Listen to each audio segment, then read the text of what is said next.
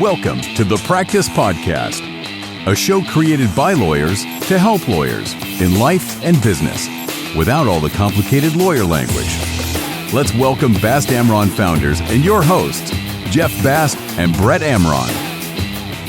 Hello, and welcome to the Practice Podcast. I'm one of your hosts, Jeffrey Bast. I'm the other. Call me Jeff or Jeffrey, by the way. I'm the other, but not quite as excited as Mr. Bast is today. It's been a while since we've recorded, actually. That's why I'm excited. Why you're excited. I know. I've missed this. I know. So I always enjoy this. How you been? So I've been great. I'm going to introduce our guests because I have a question for you, but I want to tell our listeners who's here today. Let's do it. Our guest today is Jacqueline Newman. Jacqueline is the managing partner of Berkman, Bottger, Newman, and Schein, LLP, which is a law firm focusing on complex, high net worth matrimonial matters, litigation, mediation, and prenuptial and postnuptial agreements. She's also the author of The New Rules of Divorce. She's an adjunct professor at Cardozo School of Law. She's recognized by Chambers High Net Worth and New York Metro Super Lawyers. And she's a frequent commentator featured in the New York Times, NBC News, ABC News, CBS News, Fox Business, and now the Practice Podcast. Welcome, Jacqueline. Thanks so much for having me. We're happy to have you. Before we kick off, I have a question for Brett, as I always do. And I've been perusing my list.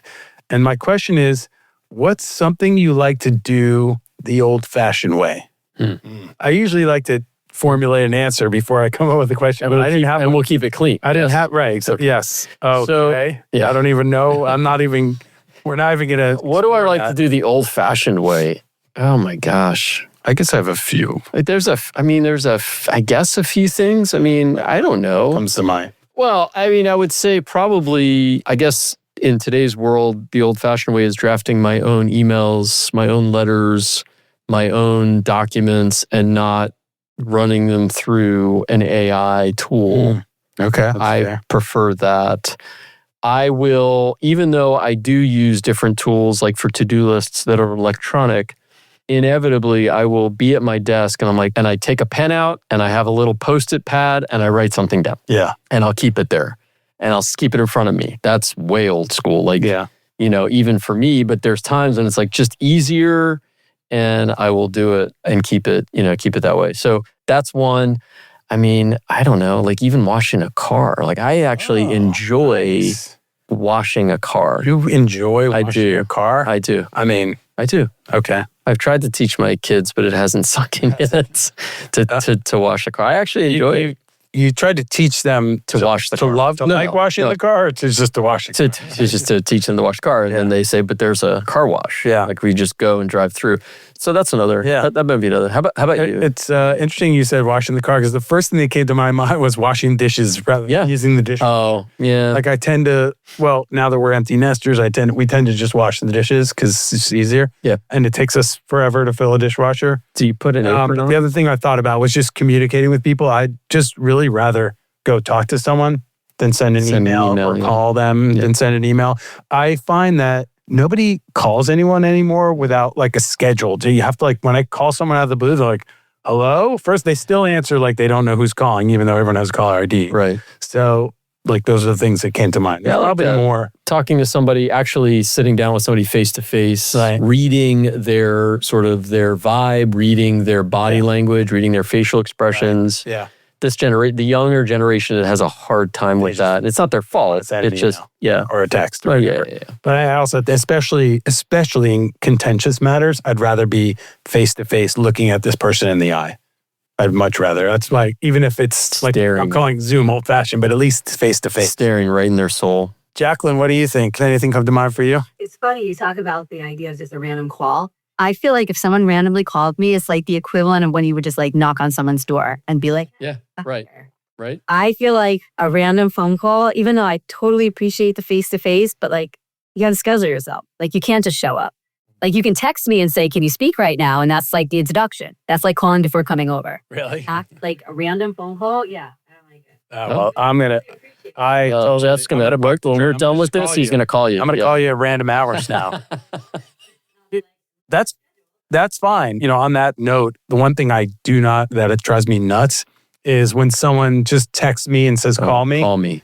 No, you have to call me first if I don't answer, then you can send me a text that says, I tried to call you, call me back. But you can't put the burden on me to call you because you decided that you want to. There's also people email and say, hey, call me. Right. No, I'll write back and say, I'm available anytime. Yeah. I just write back, put the burden back on them. You can't tell me. Okay, so is there anything you do in the old-fashioned way that you prefer to do the old? Yeah, I was thinking as you were saying it. I think I still do the Post-it notes too. Yeah. Because I have like a Post-it thing right in front of me. And so it's so much easier in my mind to like just grab it and then I stick them all over my computer. Yeah. And then it feels so good when you get to keep one off and throw it out. It's a feeling. It is satisfying. You're allowed to do this. I still do a lot of to-do lists. And sometimes I'll put it on just because it feels so good to cross it off. So that's, I'd say, is like still in the old school land. But beyond that, I like to think I don't do as many old. I'm going to throw one more on that. I just thought of it, which is when I go food shopping, and as I do, I'll go to Whole Foods. Oh, yeah? My wife pre-printed and made a list like with categories, and throughout the week we'll fill it in. Oh, nice. And I take it with me. It's a piece of paper. A piece of paper like on the counter. Yeah, in the kitchen, and fill it in as the week goes. And then I'll take it with me. So I'm like standing there, in Whole Foods with a piece of paper that's written on and people are staring at me. But inevitably, obviously, there are apps you can do now and you can even load recipes in and they'll give you a shopping list and all that. But that's old school, right? Piece of paper and handwritten. That's interesting that you do. For me, yeah. Occasionally I go, usually like on Sunday, Jolly will send me a few things because after I'm swimming, I'm driving back, passing Whole Foods. So she gives me a few things to stop. It will take me at least 3 times as long. Oh, really? To go grocery shop because I don't know where things are. I always have to. Almost always have to get help. And they're always willing to help me. And literally, I just have someone taking me around, showing me where things are. You know where. Efficient. I am in and out of there. And I also have a habit of picking up other things. Well, always. This looks good. I do that too, for sure. But oh man, I can get in and out of there in under an hour. Yeah. Easy. All right. Well, anyway, welcome, Jacqueline. Let's talk about shopping at Whole Foods. Come on. Anything else you want to add to that? So anyway, tell us your history. Where are you from? How'd you end up a lawyer? Did you always want to be a lawyer? Tell us a little bit about your background. Okay, so I've always wanted to be a lawyer. Really? Really ever since like middle school, which is totally bizarre because I wanted to be a divorce lawyer in middle school, and yet there's no divorce in my family. Okay, so we gotta have to dig into that. Can we dig on that there? How? Yeah. Why'd you want to be a divorce lawyer? Was it TV? So my parents were both psychotherapists. Big family joke was I was too aggressive to be a therapist, and so I love relationships. I totally, and I think actually I was probably just being precocious when I was like 15, saying that I wanted to do this. Right. But then when I was in law school, I put all my eggs in one basket, totally focused on it. Same thing in college. I actually worked for divorce attorneys. Like I was all in from the very, very beginning. Wow. And then my besser at law school he was a divorce attorney. And I went up to him in the end of class and asked if he was hiring. And at the time, the people that were working for him were going to leave to go follow the Grateful Dead. So he's just like, nice. Come on in. And that is literally my story. I did my same firm since 1998. Wow. And I have never been anywhere else. Don't know anything about anything else outside of this little bubble that I live in. And I love it. And now I'm the owner of the firm and managing partner. And just kind of grew my way through. And it was amazing. Wow. Do you or your parents watch Shrinking, by the way? At all? Yeah. God, love. Okay, we don't have to dive into that. I was just curious. Psychotherapists, and when you say aggressive, to me, like sometimes on that show, it's like I love it. They can be pretty aggressive. It's fantastic. So what about, though, the family law and the practice really draws you to it? Because it is, it is difficult, at least from an outsider's perspective. It seems really hard and there's tough issues, especially, when you have families fighting and you have kids and all that stuff. Like, what draws you to it? So it's hard for the inside, too. I'll tell you that. Yeah. But, I love it. And the reason, so there's a lot of reasons I love it. First of all, you're helping people and you're seeing people as their absolute worst. And I actually, not to sound kind of cheesy, but I actually feel like it's an honor to be able to help people through these really difficult times. And so you get to the amount of people that come to me and candidates that are just sentenced in the consults, they're and then at the end to watch them so incredibly strong, to watch them totally taking charge on their lives, to see them that, people ask a lot oh, how do you sleep at night? Blah, blah, blah. And I was I am taking people, first of all, I'm not soliciting in a wedding. Let's just start with that. People are coming to me And they're in a position where they're in an unhealthy relationship or dysfunctional relationship, wherever it may be. And I like to think that I'm really helping them be open to the idea of being in a much healthier one going forward. So I love it. I also love the other thing is like every case is a snowflake. Like you never have the same cases. I learn so much about every industry there is. Like, I mean, hedge funds, entertainment, like marketing. I mean, I'm literally in the weeds on every single person's lives. And so I'm constantly learning. I always say I've got 5 minutes of good cocktail conversation on pretty much any topic. And it's just amazing. It's something I enjoy every single day. Well, not every single day, but most days. Not dissimilar in that way to what we do. Bankruptcy and litigation. I think we know and have learned so much about different industries and obviously different stories and helping people, but in a different and oftentimes at their worst. Correct. When their business is falling apart or their finances are falling apart, that's, we've seen, relationships breaking up in our conference room, and there are a lot of similarities, I feel like. Both concepts like involve an equitable division of assets, and so there are a lot of parallels. Do you handle cases with children? Because I know some divorce lawyers stay away from that. No, I mean, I do. Inevitably part of the job. And when I started this many years ago, I was very, very focused on the children elements to do. I still am, but like back in the beginning, it really was one of my draws also, is the fact that parents going through divorce, it's just inherent that they're going to be narcissistic to some degree because you're just so wrapped in your world and it's completely natural. And one of the first things everyone says to me is, I don't want to mess up my kids. And so, but the thing that they don't recognize is that, and again, it's not because they're not brave parents, not because they don't love their children, but they're really so wrapped in where they are that they don't recognize how incredibly insightful children are, soft as they are, and they pick up on everything. I mean, there's studies that say babies in the womb are really picking up on feeling.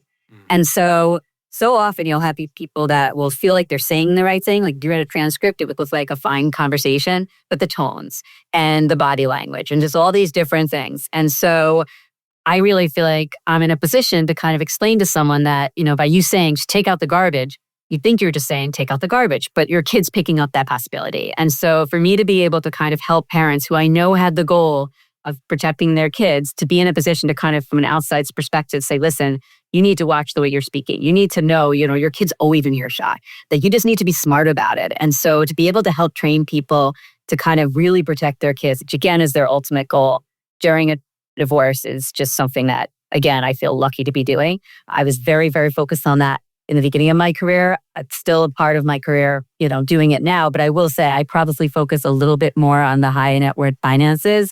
Is custody's part of it, then obviously I'm doing it. But I'm not going to probably take like a fully custody case the way that other people in my firm would. Right. Do you, I'm curious, because in our line of work, a lot of people come to us thinking they need to file bankruptcy. And the first thing we're going to do is analyze, should they, can they, or, are they a candidate? And so, and our approach generally with anything in court is to avoid court if you can. So oftentimes we're exploring what's the alternative. And I'm curious, in divorce, do people ever come to you and you're questioning whether they're ready for divorce or whether they should talk to a therapist first? I mean, probably not good for business, but maybe for your parents' business. But is that part of what... Feeling on my line, but 100%. Oh, is that really? What's the first things I say to people when they come to my office? Are you sure you want to get divorced? And if they pause for a nanosecond, my attitude is, go see a marriage counselor. Like, you do not want to go through this process unless you are 100% sure. Yeah. Financially expensive, it's emotionally expensive, it's hard to turn back from. So yeah, I mean, I would say like probably 40% of the people that come in my office, I actually turn away. And it is terrible for business. And that's always my line that you just sold. Okay. Yeah, I think that you don't do this unless you absolutely know it's the right thing to do. And I have people that have been coming to me for years. I have one person, literally 10 years. Feel like every year, half year, she gets in a fight with her husband, comes and sees me. We talk about it. I say, well, look, if you get divorced, your kids aren't going to be under your roof every Christmas. Like, I hope you're okay with that. She's like, well, that's not okay. I said, all right, you're not ready to get divorced. So that I hear from her usually like in a year from there. So yeah, I think it's a very big process and you just need to be sure. Yeah, I think it's not limited necessarily to bankruptcy either. It's litigation as well, right? I mean, whenever I hear the term, I'm suing because it's my principal, I always, forget the double the retainer or triple the retainer, because at some point they sort of run out of steam on principal. It sounds similar, though, to the conversations that you have around, are you ready for this? In terms of a divorce. Well, they're super expensive. Yeah. Right. Always. That's my line. Right, there you go. You took a line back. I feel like we switched scripts here. Yeah. The family. But, I really respect highly family lawyers because to me, that is so hard. There is a level of, and we deal with this at some level, but it's money at the end of the day. And sometimes it's people's livelihoods and it's their businesses that they've built. So there is some emotion to it, but it is not as deep in terms of emotion as family law, especially when kids are involved. And so I have great respect for family lawyers that can handle this stuff at a level that is respectful, right? Not just, all right, yeah, sure, I'll file divorce for you, give me your fee, and I'm happy to do it, and who cares? It sounds like you're at that level, and it's like, that's hard. That's hard. Do you ever find that you go home and it just sits with you? I know for us it does, but again, a totally different level than the stuff you're dealing with. I actually don't know if it is that different, but yeah, it sounds very similar. Yeah, it does come home with me sometimes. I try really hard to create boundaries. I'm not the greatest at boundaries, but people ask me often, how does this affect your marriage? And my answer is it actually, I think, strengthens my marriage because while it is so incredibly annoying that my husband doesn't always put the dishes in the dishwasher and I literally right there, it's an arm's distance, it would take one extra step, but it's not as annoying as what I see other people do. So it does put things in perspective. It would be really nice you did that, but at the end of the day, I think it really actually strengthens because you have a perspective of what's going on in other people's lives. And I would also say, one of the reasons, that a lot of people I think get divorced is, failed expectations and, unrealistic expectations of marriage. It's not always chocolate and roses, as anyone who's been married knows. And so, what happened is a lot of people, especially with social media, will see all the happy marriages and all these happy couples and smiling families. And no one sees the people that were screaming at each other 2 seconds before. And being that those people are in my office, I have a very good perspective of what's really happening and what marriage really looks like. And so I think that does help. Yeah. I wonder if you also, in addition to expectations and putting things in perspective, if there are lessons, if you see couples have a dispute about an issue that you then go home and talk to your husband and then therefore you talk about that issue rather than letting the issue bubble up. Because I think a lot of disputes are really a product of something simmering in one of the, the people that doesn't get fleshed out. 100% agree. Yeah. I think the art of it is really knowing how to fight well. Everyone knows how to get along well. Right? That's the easy part. Yeah. But the art of being able to fight well, I think is a really skill. And it's definitely something that I've learned through my process. And I was never a big yeller to begin with. I yelled 5 times in my life. I don't yell. And it actually makes people so angry when they're screaming and I'm super, super calm. It's actually part of my secret weapon because it makes me so much more angry. Same. It is something that, I don't hit below the belt ever. In my marriage, in my life, that's just not the way I work. But I think that watching people do that and seeing that, you forgive, but you don't forget. And so I just think it's such an important thing to really recognize that everything has legs. And so you got to be smart about it. Yeah. Yeah. I think a lot of relationships are products of you said before about expectations, one person expecting that the other person will change and maybe the other one expecting that the other one won't. And then, things tend to cycle through. But I've told my kids, you measure a relationship not by the best of times, but by the worst of times. How do you handle a struggle? How are they when they're mad or upset or sleep deprived or financially that's the challenge. A rainy day. On a rainy day. Rainy day. How are things? Yeah. I think it's fascinating. So can I go back to the dishwasher thing for a second? Yeah. Sorry. So in my house, it is not a function of people keeping the dishes in the sink.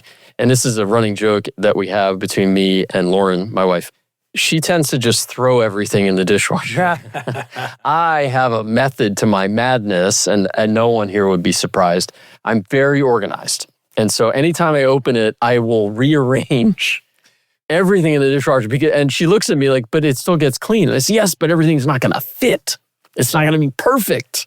So maybe your husband just doesn't want to disappoint because he doesn't know how to. That's super nice of you. Yeah. Thank you.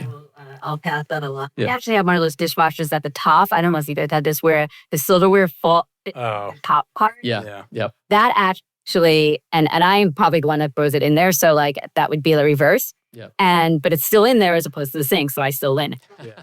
At the end of the day, throwing it in there. Yeah. I kind of believe your wife's there. It all gets clean. Right? I know, but you got to fit it all in. I'm with Brett.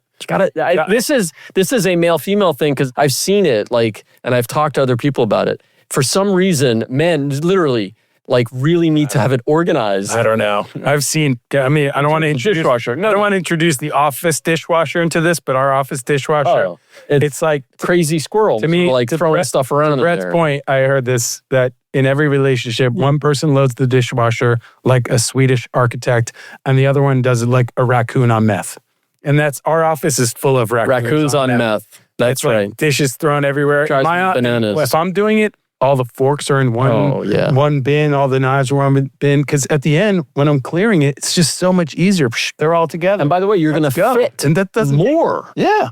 Well, while we're on, we got to keep going. while we're on the topic of neuroses, I had this debate also, is just turning your clothes right side in or right side out, whatever, when you put them in the laundry. My house, yeah. My kids, if I'm folding the laundry, if their shirt's inside out, I'm just going to fold it that way. If you want it to be the right side, then turn it the right way when you're throwing it in. Question? Didn't you say you're an empty nester? Yeah, but they still come home. And Even my kids, Jacqueline, ever. Even back. my daughter, who's an adult who lives in Miami but not with us, when she comes over, she'll often bring laundry. And it'll be your pleasure to do it for them, just like it is for us and Jeff's. Exactly. You're not to turn it inside.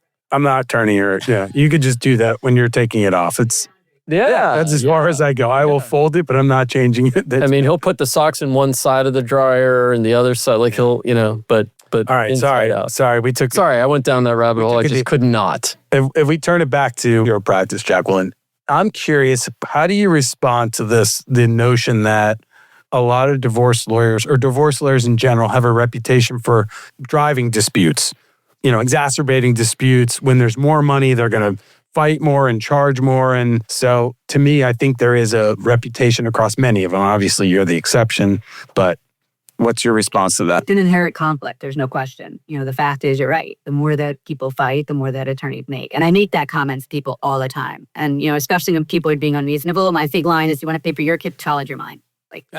I like that. Yeah, it's true. And it's funny because, when I find that very often, I don't know if you guys experience this too, it's the attorney that are pushing the clients to settle. And I always find it so ironic when it's me and the other attorney care more about the settlement than the clients. And I'm always like, what are we doing? Why are we up at 4 a.m. fighting about these things and trying to settle that clients are happy sleeping? They don't care. And it is an interesting dynamic, but I will say, there are attorneys out there that's definitely do it. So, I always say there's a reason for certain jokes, but those that are good, they want to sleep at night and they want to have good reputations and they want to do the right thing. And so they will not ultimately. Right. Well, it's a marathon, and we kind of feel that way too in terms of your reputation, right? Yeah, you may earn some more fees on a particular case, but you're going to get that reputation of being somebody who's just going to drive up the fees as opposed to actually doing well for your client. If you do well for your client and it doesn't cost as much, well, then that client is going to likely refer you to somebody else, right? And you're going to get that reputation, by the way, by opposing counsel too, right? And the judges, and everybody's going to know when you walk into a case, you get involved in a case, that you're going to be able to resolve that, or you're going to do your best to do it. And if you're litigating, there's a reason that you're litigating. And by the way, that helps with the credibility, I think, before a judge. If you're litigating an issue, the judge knows that you're not going to be in there litigating every single issue. And same thing with opposing counsel. I think everything you said is just true. And again, it's also, specifically I say with my appeals, it should be with others too. I'm dealing with people. I'm dealing, no matter how much money you have, you never want to spend it on lawyers, and you shouldn't. And so I think there's just I want to feel good about myself, and I want to feel good about my clients and know they're going to be okay. And if you just don't want to take advantage of people when they're in a bad way. Yeah, agreed. So as the owner, as managing partner of your firm, how many lawyers do you have now? So we have 33. That's a sizable, only matrimonial. That's the largest matrimonial firm in New York and one of the largest in the country. Yeah, that's so funny because 33, you feel like in real big law, they're really? That's on top of the department. But right. Yeah, in our world, it's very. Yeah, that's impressive. So what do you see currently with the recruiting younger lawyers? Are you seeing a dearth of those coming out of law school that want to do this, or a lot of people? And what do you kind of see for the future down the road for the firm? So we're really fortunate. I have a lot of likers in here. There's a lot of people that grew up here. And, I kind of joke that you have tenure once you're really in. We do not have a lot of turnover. We've had a lot of people that have just been here forever. Our culture is, I can say with confidence, is amazing. I take a lot of pride in the culture. We're a fun place to work, as fun as the worst luck could be. But, my attitude is we are dealing with really hard people and we're dealing with hard situations. So as much as I can make their their work lives as balanced and as happy as possible, I feel like they're going to be as mentally healthy as possible, which will help our clients. And so, as you said, it's like you kind of got to be looking at this from a bigger picture. So we do get we actually don't have a hard time hiring people for our New York City office. So we have 3 offices. We have an office in Long Island, Westchester, and New York City. And then we also have of-council people in New Jersey and Florida, which we're looking to build. Oh. So our New York City, we get a lot of young people that want to work in our firm. Our associates, we have about 13 associates. They're super, super close. And, when we go places, it's the whole crowd of us. And so we have a bar association thing at this summer. It's like an event. And people tell me all the time, how do you get your people to go? I was like, get them. I was like, just say go. We had 20 people going this year. Wow. Get a D, which now, financially, Costs a lot. Yeah, it costs a lot. Yeah. But, you can't pay for happiness. So, or maybe you can. But anyway, so, we're all going and it's a nice group. And when people see us together and people want to hang out with each other, our associates are so, so close. I mean, I'm very in the leads with everyone. When people, I'm always I want to be the on call when, your war breaks. I want to be that fall. And I'm very I'm in with my people. And I really, I have very special relationships with everyone. And we handpick, obviously everyone, and our associates also hire our associates. My attitude is I'm not going to call you to, sit with at lunch. So you're going to choose who should be, and you're going to know when we need to hire. And I'm usually the last people that sometimes meets these people, because my attitude is I'm going to still give something to my senior associate, let's say, and who they want to give it to, they got to be vested. It's helping that person. So I think that creating that kind of dynamic and being known for creating that dynamic has really helped us be able to recruit and keep people. We've been really fortunate that way. Well, now you can have your recruits listen to this podcast as, testament to your policy and approach. That's great. Really. We subscribe to that. Sounds like we can pick up some lessons from you. I don't think I've ever been the first call when someone's water breaks. But I will call you. Including my wife? No, I'm kidding. But I'm kidding. Shoot, I was going to make a point and I lost it. Oh, well, what can you do? You went down the rabbit hole. I did. I went to water break and it totally took myself off the rails. What? A loss for words. It's rare. Jeff, it's rare. Wait. I know. Mark this moment in history. Time. Mark it. Christina, Yeah, wow. In terms of the firm and the fit, do you see, like you said, you're kind of exploring of counsel outside of the state of New York.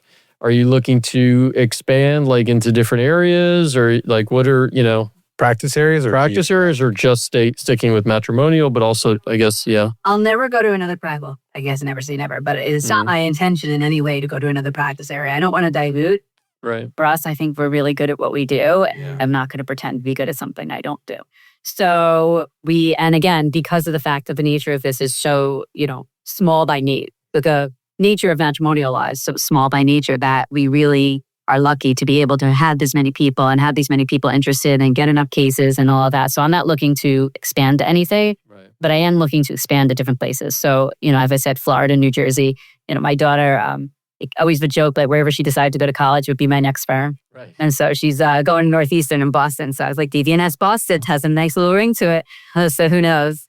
But yeah, I do plan on sending. I really enjoy the business part of law. I've enjoyed the business of law. I joke, you can only divorce so many rich people. At some point, you got to do something else.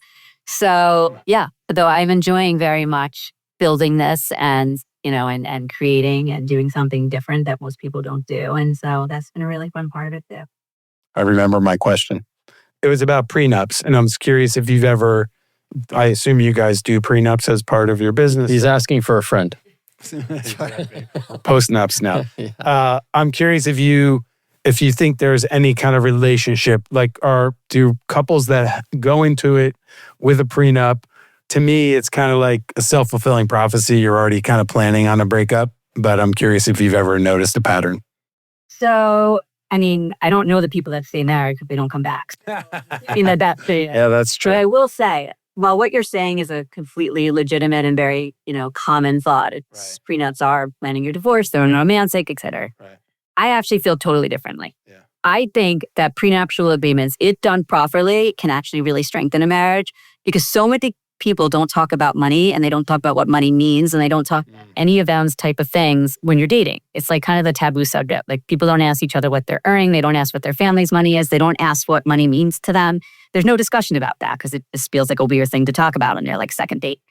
And the other thing is that most people don't have those difficult conversations during the happy stage. Right. Oh, it's like only when things happen. Yeah. The point that was made earlier is that you can only tell a real relationship, like the strength is valued in the difficult conversation. Right. And so I would sort of like to like That's good. test a little bit the relationship before you get married versus after. And so I think, again, when done right, it can really teach people how to have difficult conversations, going back even to the art of fighting and talk about things that aren't spoken about, which are obviously incredibly important topics to have because, you know, once you get married, you're in a business partnership at the end of the day and money is so important. And I will say, I have a little story that I usually tell when I talk about this topic. We love stories. I represented this woman once who was marrying a gentleman, a little older than she was, much wealthier than she was. And so we started having this, this meeting, the settlement meeting for this prenuptial agreement. And the husband wouldn't tell her what he was worth. Like he wouldn't talk about the money at all. And from her perspective, he thought she was too dumb to understand it, that he was totally belittling. And it was like all these types of, really negative feelings about it. So we go to this meeting and these people are screaming at each other. I mean, screaming. Every time that she starts to say something, he's rolling his eyes. Every time he starts to speak, she's cutting him off. The dynamic was awful. I got to a point, I was like, all right, enough. I'm done. I was just like, we're now going to change this. I was like, I said to the husband, you are not allowed to roll your eye. I'm like, and for you need to let him finish his sentence. I was like, enough. We're going to talk about it. And so it ends up, I felt like I was in a nursery school room. So at the end of the day, we end up talking and it comes out that the reason he doesn't like to talk about money and stuff is his father felt he'd never announce anything. And so money was really for him, his sense of accomplishment, but yet there was all the shame associated with it. And so it was just a really, money really felt dirty to him and felt like there was all these emotional attachments to it. And so throughout the meeting, she starts crying and they're hugging, everything's happy. And, and she's like, I never would have known that. We never talked about it. So we come back and we finally settle. She comes back and, she still has tears brimming on her eyelids. And she's like, I'm so glad that meeting went amazing. I was like, really? Were we in the same meeting? I did not experience that. It was enjoyable in any capacity. But she said, if we, to that point, she's like, I never would have known that. She's like, we would have gone for an entire marriage. I would have constantly kept thinking he just thought that he didn't want to share this stuff with me. He was being secretive, et cetera, when in fact it had nothing to do with me. And so it really taught them how to talk to each other. And it taught them how to, have difficult conversations, understand each other a little bit better.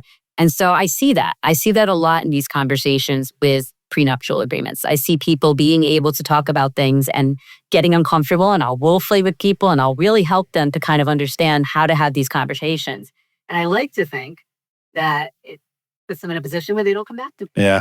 I wonder, is that some of this a product of your upbringing? If you were taught this by your parents, whether by design or just by, osmosis. Yeah, right. Exactly. Yeah. Communication, right, is always key. Relationships and just generally speaking, communication. For That's sure. key. For sure. The old-fashioned way. Just With talk it out. Post-it notes. Talk it out. Yes. Jacqueline. Me first and tell me you're going to call me. Yeah. By the way, that was a great not advertisement for prenups. To talk, go talk to Jacqueline. If you're considering getting married, go talk to Jacqueline first. I would assume if you're in New York, right?